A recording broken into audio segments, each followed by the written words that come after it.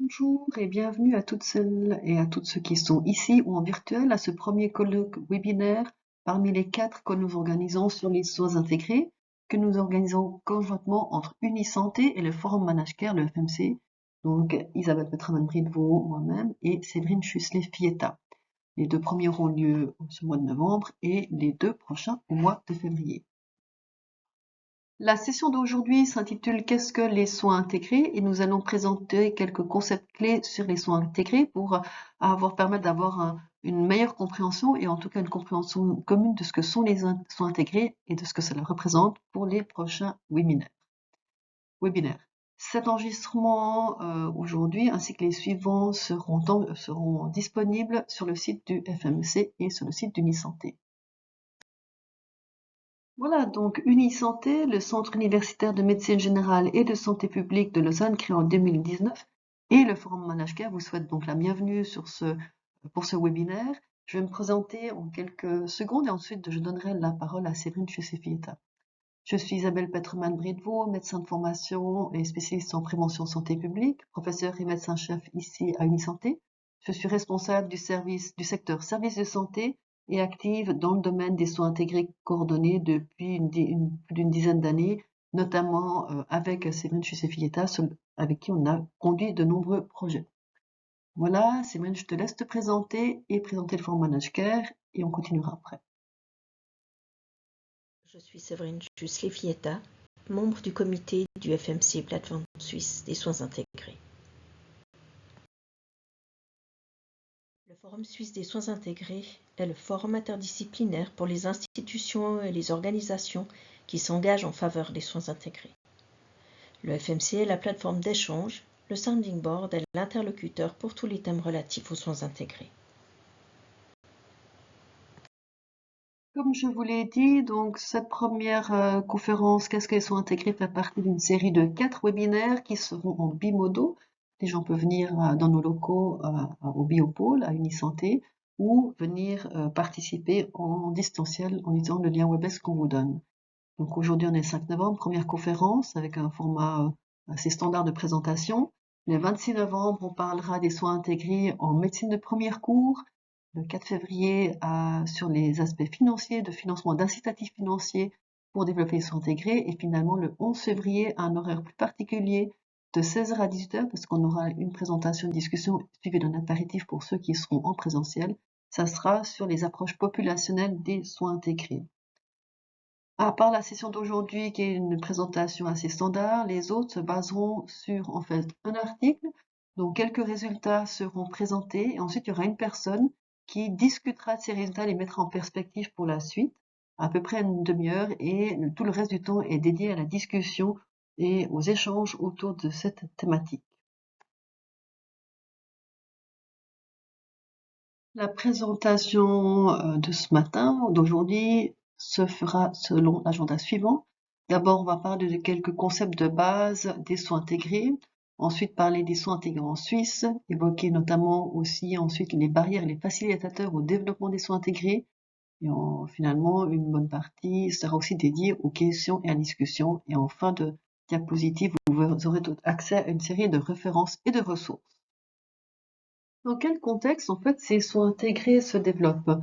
Les systèmes de santé sont, en fait, confrontés à un certain nombre de défis pour lesquels ils doivent trouver des solutions qui soient durables. D'abord, on constate qu'il y a la population qui est vieillie, une espérance de vie qui augmente, avec un nombre de personnes, une proportion de personnes avec une maladie ou plusieurs maladies chroniques qui augmente aussi dans la population générale au cours du temps, et aussi une complexité qui augmente également. On a également des coûts de la santé qui continuent d'augmenter. On a chaque année une petite piqûre de rappel à ce sujet-là quand on évoque les augmentations des prix de l'assurance maladie. On a également des soins et des expériences qui ne sont pas toujours équitables. On parle beaucoup aussi de pénurie de professionnels de santé, de conditions de travail qui sont difficiles, de personnes qui quittent la profession, avec des conséquences aussi sur la santé physique et psychique des personnes concernées. Et finalement, dernier point qu'on peut évoquer, la qualité des soins qui peut être augmentée ou les expériences aussi à travers le système de santé qui peuvent être améliorées.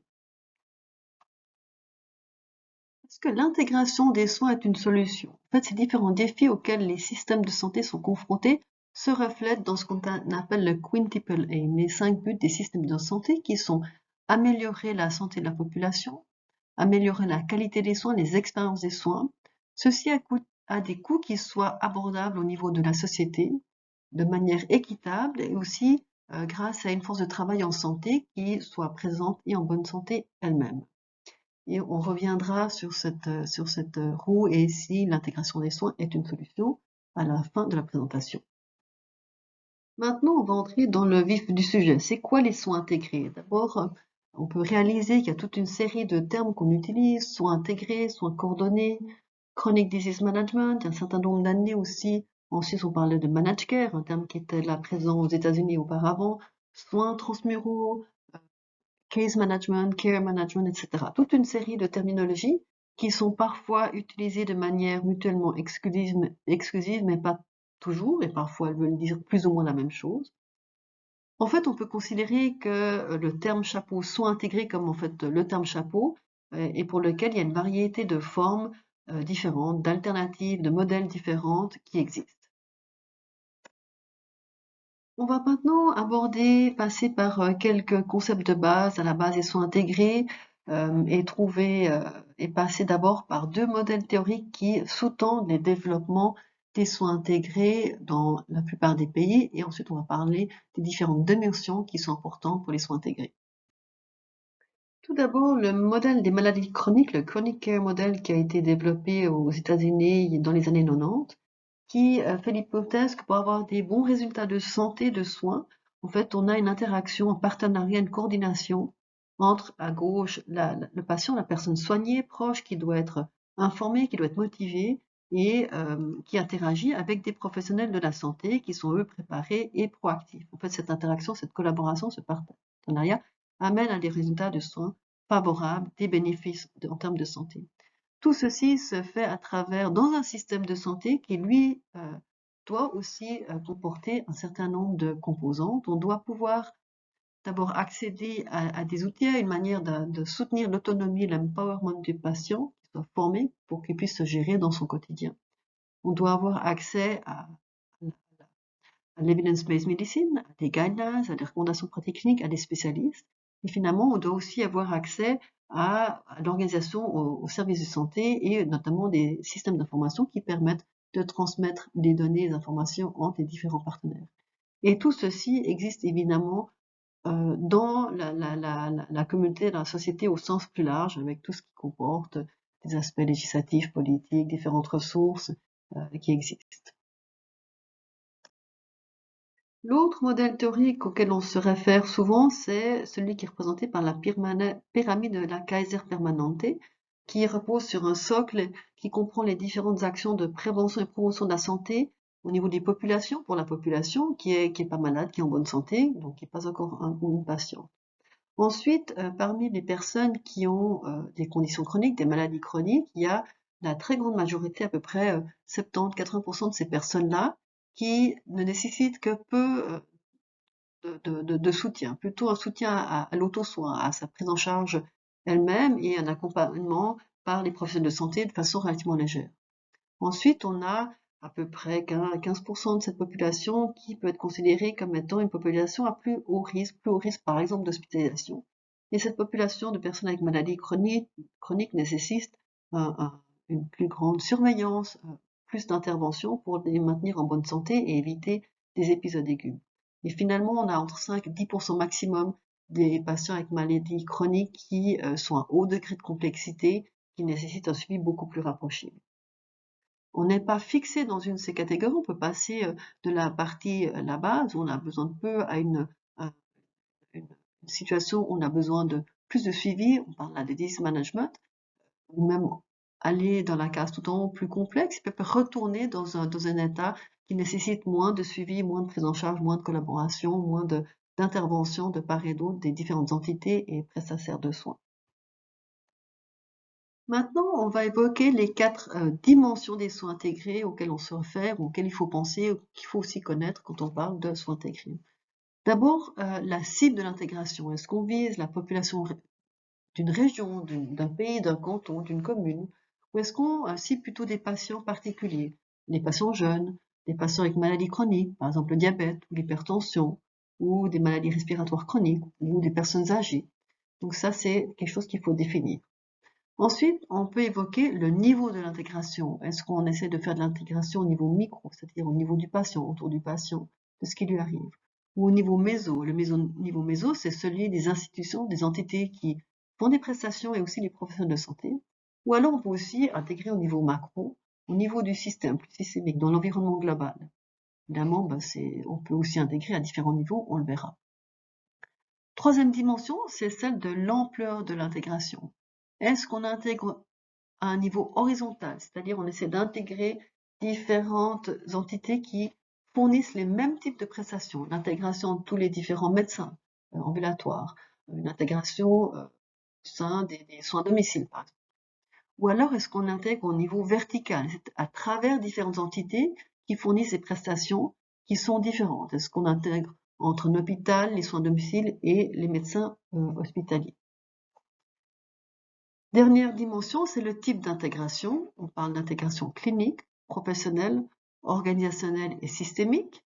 Et on a aussi deux autres, on va revenir là-dessus dans deux dias. On a aussi deux autres intégrations. C'est l'intégration normative, tout en bas à droite. C'est l'intégration qui signifie qu'on partage des visions, des valeurs et des buts entre les différentes entités. Difficile de se dire on va intégrer en différentes entités si on ne partage pas ça.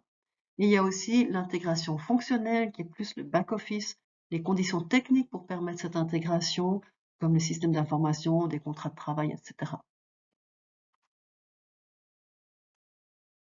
Cette diapositive est là pour signaler, en fait, représenter de nouveau l'intégration, la différence entre l'intégration verticale ou horizontale. On voit un parcours de soins où on passe de l'autonomie personnelle à la prévention, deuxième ligne en orange, tout ce qui est traitement ambulatoire de premier coup, ensuite en jaune, on a les traitements ambulatoires spécialisés, en vert, les traitements hospitaliers, etc. On peut voir qu'ici on intègre de façon horizontale, c'est-à-dire qu'on intègre au niveau de la même ligne, de la même couche. On essaie de faire de l'intégration, de la coordination, par exemple, au niveau des traitements ambulatoires de médecine de premier cours. Et si on veut intégrer de façon verticale, on intègre entre ces différentes couches de l'ambulatoire premier cours, spécialisé, hospitalier, soins à long terme, etc. Sur cette diapositive, on voit les différents types d'intégration que je vais expliciter un peu plus. L'intégration clinique, c'est donc celle qui se fait autour du patient. On essaie de coordonner les soins qui sont évidemment axés, centrés sur les besoins de la personne, et ceci au travers du temps, de l'espace et de la discipline. C'est vraiment la prise en charge du patient et l'intégration de différents processus de soins. Ensuite, on a l'intégration professionnelle qui, elle, correspond à tous les partenariats, la collaboration qui se fait entre les différents professionnels de la même institution ou entre les différentes institutions. Et pour ça, il faut évidemment partager des compétences, partager des rôles, des responsabilités, évidemment pour amener les meilleurs soins aux patients. Ensuite, on a l'intégration organisationnelle qui se fait au niveau des organisations, entre les organisations ou au sein de l'organisation. On parle là généralement d'alliances stratégiques, de conventions de collaboration, de réseaux, différents développements qui se font. Finalement, l'intégration systémique, c'est celle qui se fait au niveau macro, c'est c'est le contexte global dans lequel se développent les soins intégrés, c'est l'intégration des politiques de santé et l'alignement entre les différents secteurs, santé, éducation, urbanisme, environnement par exemple. Sur cette diapo, on voit en fait qu'on peut passer de la fragmentation totale où on oriente vaguement, où on essaie d'orienter les patients au sein du système de santé, et on peut aller jusqu'à l'intégration complète. Et on passe par différentes étapes. Après la fragmentation totale, on a un certain nombre de liens qui peuvent se faire entre les différentes entités prestataires. C'est une certaine articulation. Là, on utilise généralement des guidelines, des recommandations de la pratique clinique. Ensuite, l'étape un peu plus ample, plus conséquente, c'est celle où on essaie de coordonner les prises en charge, les prises en soins, et là, on peut évoquer l'utilisation d'itinéraires cliniques. Ensuite, on peut coopérer, on essaie de faire des réseaux de coordination, de coopération, on parle plus de case ou de care management, et finalement, on intègre de façon complète tous les soins, et là, on a un partage total de toutes les ressources, et c'est l'optimum qu'on atteint.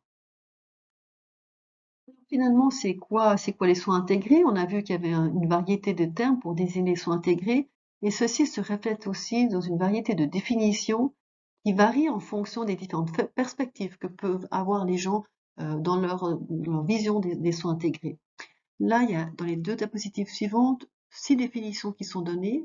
La première est celle de l'OMS, qui est la plus communément utilisée, considérée et référencée quand on parle de soins intégrés. Je vais la lire. Pour l'OMS, les soins intégrés, c'est la gestion et la prestation de services de santé de manière à ce que les personnes bénéficient d'un continuum de services, de promotion de la santé, de prévention des maladies, de diagnostic, de traitement, de gestion des maladies, de réadaptation et de soins palliatifs, à travers les différents niveaux et sites de soins au sein du système de santé et en fonction de leurs besoins tout au long de leur vie, donc besoins des patients. Ensuite, il y a d'autres définitions, par exemple celle qui prend la perspective de l'ensemble des systèmes de santé. On parle de lien entre le système de soins de santé et des autres systèmes de santé à la personne pour améliorer les résultats.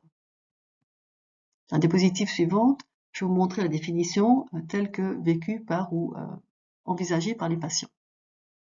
Voilà, alors là, les 4 dernières exemples de définition, avec la dernière qui est celle vue par les patients, une définition donc centrée sur la personne, le patient, qui dit que pour eux, les soins intégrés, je peux planifier mes soins avec des personnes qui travaillent ensemble pour me comprendre mes soignants, me laisser le contrôle et réunir les services pour atteindre les résultats qui sont importants pour moi.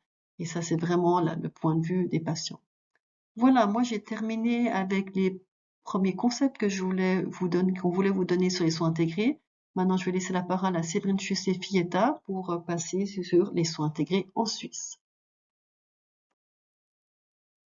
Dans la suite de cette présentation, nous allons nous intéresser aux soins intégrés en Suisse. Commençons par un bref historique. En 1994, la loi sur l'assurance maladie est adoptée. Son article 41, alinéa 4, précise que l'assuré peut, en accord avec l'assureur, limiter son choix aux fournisseurs de prestations que l'assureur désigne en fonction de leurs prestations plus avantageuses. L'assureur ne prend en charge que les coûts des prestations prodiguées ou ordonnées par ses fournisseurs. Les prestations que la loi rend obligatoires sont en tout cas garanties. Cet article de la LAMAL ouvre la voie à la formation de réseaux de médecins. La caractéristique de ces réseaux de médecins est qu'ils assument la responsabilité financière des soins et qu'ils définissent les prestataires de soins. À la suite de la formation de ces réseaux de médecins, on assiste à une augmentation et à une diversification des initiatives de soins intégrés. Et en 2019, la stratégie du Conseil fédéral 2020-2030 s'intéresse notamment à l'augmentation de la qualité des soins, dans laquelle un des axes précise qu'il souhaite renforcer les soins coordonnés.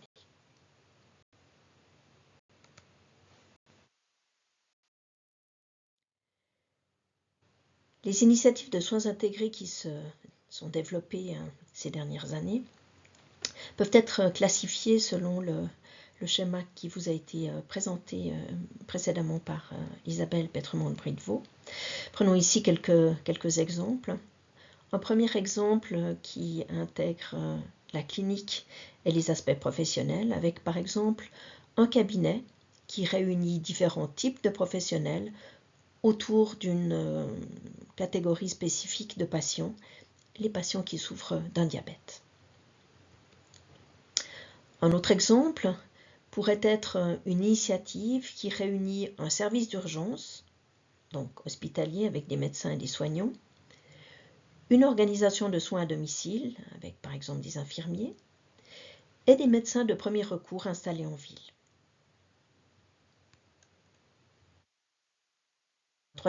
Troisième exemple pourrait être un regroupement régional de plusieurs prestataires de soins, aussi bien stationnaires qu'ambulatoires, avec plusieurs professions et destinés à toute la population.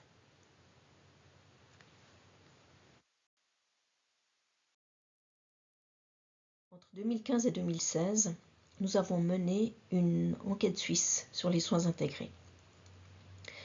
Sur le graphique, vous voyez notamment que à peu près un tiers des initiatives sur les 150 que nous avons identifiées concernaient des groupes cibles spécifiques, comme par exemple les patients diabétiques, les patients atteints de bronchite chronique, etc. Que presque un tiers concernait des initiatives en santé mentale et psychiatrie, et que différentes autres catégories, comme par exemple des initiatives ciblant les médicaments, ciblant spécifiquement les aspects en lien avec les transitions ou la coordination des soins, les centres de santé ou les réseaux de médecins, étaient d'autres catégories identifiées de cette enquête.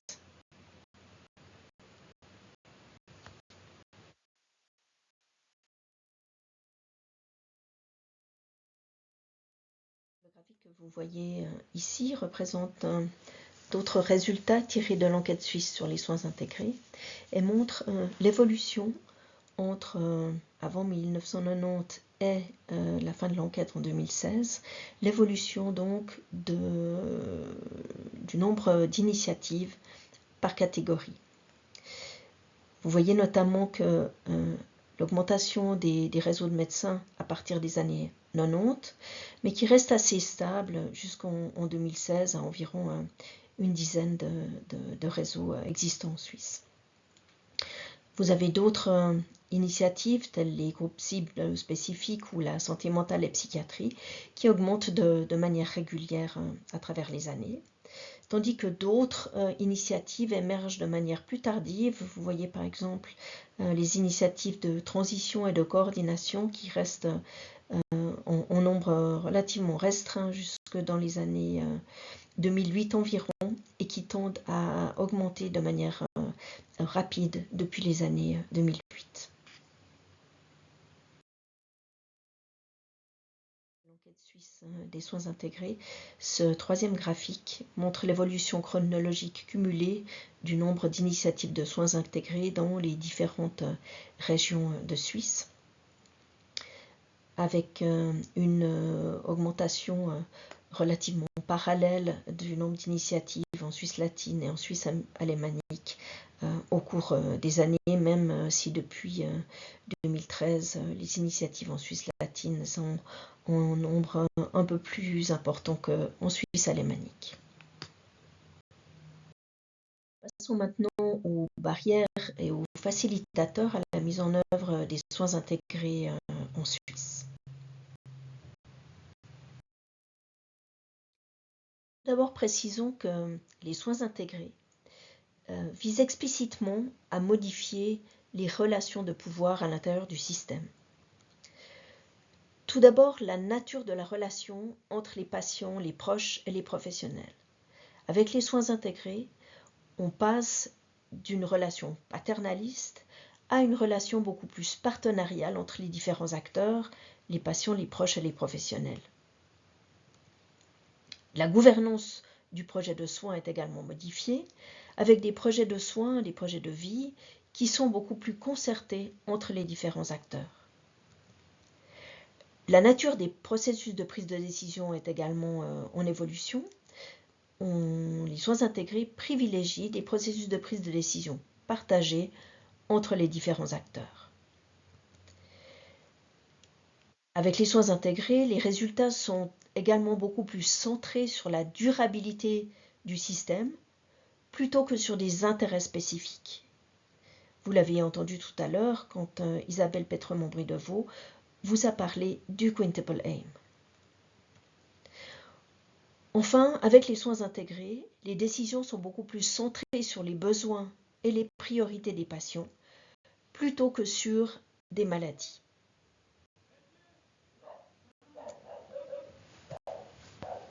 Facilitateur systémique à l'intégration des soins, nous allons reprendre le chronic care model évoqué précédemment. Nous venons de parler des enjeux de pouvoir que les soins intégrés visent à modifier. La répartition du pouvoir reflète les valeurs sociétales plus ou moins facilitatrices des soins intégrés. Ces valeurs sociétales teintent aussi le cadre légal. Par exemple, la responsabilité de la coordination du parcours de soins d'une personne n'est pas clairement établie. La prise de décision partagée en équipe interprofessionnelle n'est pas traitée par le cadre légal non plus. En effet, pour ces processus collectifs, le cadre légal souligne la diligence des personnes impliquées dans ces processus et ne précise pas la responsabilité de chacune et chacun. Le système de santé suisse rémunère principalement les professionnels à l'acte, alors que, nous l'avons vu, les soins intégrés cherchent à privilégier la cohérence et la coordination des parcours des personnes, quels que soient les acteurs impliqués dans leur prise en soin. Le système de santé suisse est souvent qualifié de fragmenté. Cette fragmentation peut faire obstacle à la cohérence des parcours des personnes malades.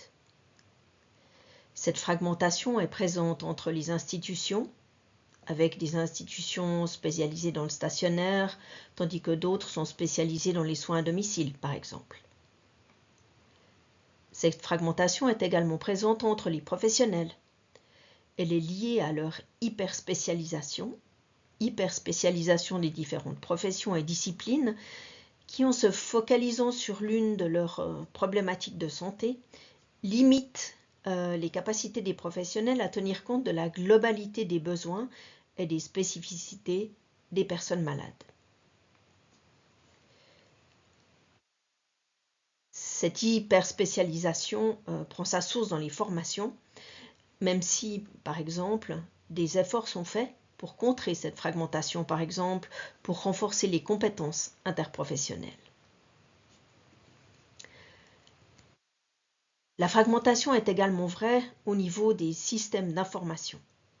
Ainsi, les multiples dossiers patients informatisés qui communiquent que trop difficilement entre eux. Là aussi, des efforts sont consentis pour la mise en place d'outils qui comblent ces problèmes d'interopérabilité. Je veux parler bien sûr des différentes initiatives qui découlent de la loi sur le dossier électronique du patient. Fragmentation encore au niveau politique. Le fédéralisme, avec ses lenteurs et ses 26 systèmes de santé différents, est à la fois un obstacle et à la fois un facilitateur, puisque ce fédéralisme offre certaines marges de manœuvre, aussi bien au niveau cantonal qu'au niveau local, avec du coup des programmes et des stratégies politiques et publiques qui peuvent soutenir ou pas les soins intégrés. Nous l'avons vu précédemment en découvrant les différentes définitions des soins intégrés, que l'intégration des soins vise explicitement à renforcer la cohérence des parcours. Or, cette cohérence est parfois interprétée à tort comme une volonté de réduire principalement les coûts. Or, augmenter la qualité des prestations n'implique pas forcément la réduction du nombre de prestations.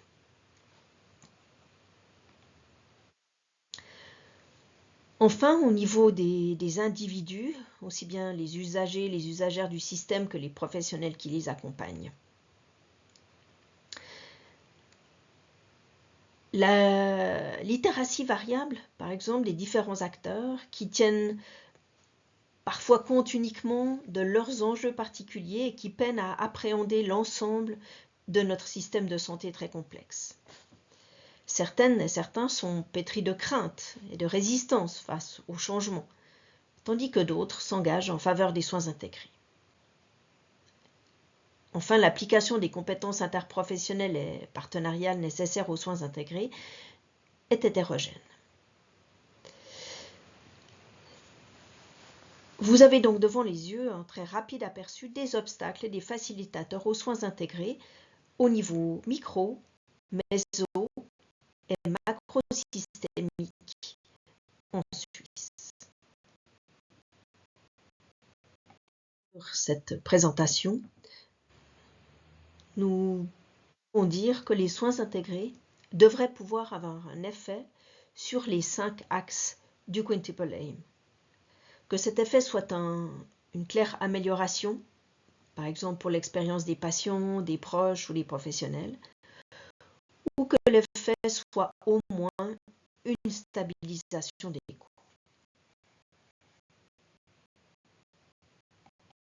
Différentes ressources.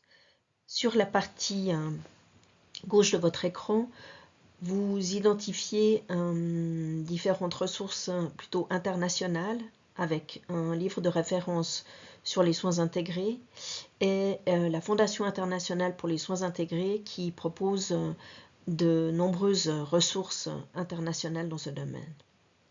Et puis sur la droite de votre écran, vous voyez le site web du Forum suisse des soins intégrés, ainsi qu'une publication qui a été proposée par la conférence des directeurs de la santé suisse afin d'accompagner les différents acteurs